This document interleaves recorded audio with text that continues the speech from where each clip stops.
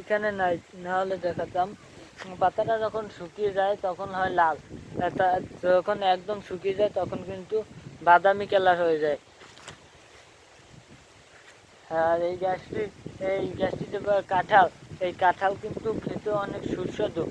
এবং কাঁঠাল কিন্তু কাঁচা থাকতে খাওয়া যায় না। কাঁঠালটা কিন্তু কাঁচা থাকলে ভিতরে থাকে খোসা, আর ভিতরে কিন্তু কোনো কিছুই থাকে না। ভিতরে শুধু একদম একদম ওই মশলা থাকে, মশলার মতো থাকে। এবং যখন পাকে, যখন পোক্ত হয় তখন কিন্তু ভিতরে আঁটি হয় এবং এই কাঁঠালও হয়। এই কাঁঠাল খেতে কিন্তু অনেক সুস্বাদু লাগে। কাঁঠাল যেরকমের সিজনে একবার পাওয়া যায় সেরকমই সে খেতেও অনেক স্বাদ লাগে। আর কাঁঠাল কিন্তু বেশি হয়, বেশি পাওয়া যায় যশোরের অধিক এই কাঁঠাল বেশি পাওয়া যায়।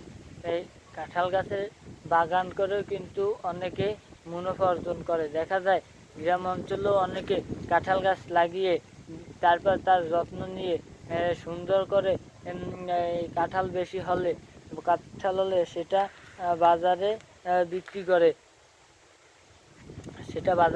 করে, তাতেও কিন্তু মুনাফা অর্জন করে তারা। হ্যাঁ, মুনাফা অর্জন করার কিন্তু অনেক উপায় আছে। যারা বেকার ঘোরে, যাদের অনেক লেখাপড়া করে চাকরি পায় না, বেকারত্ব ঘোরে, তারা যদি এরকমের কৃষি করে, তারপর যদি তারা মুনাফা অর্জন করে, তাতেও কিন্তু তাদের বসে থাকা হয় না, বেকারত্ব দূর হয়ে যায়। এরকম করে কিন্তু বেকারত্ব দূর করা যায় এবং এবং কাজও শেখা যায়। যেরকম এইসব গাছ যদি লাগিয়ে, এই কাঁঠাল গাছ বলেন, যেরকমের ফলকা গাছ লাগালে সিজন কিন্তু অনেক ফল হয় এবং সেটা যদি বাজারে বিক্রি করে আমরা মুনাফা অর্জন করতে পারি। এর দামও কিন্তু অনেক হয়, যেটা বলেছি 100, 150, 200, সিজনও অনেক দাম হয়।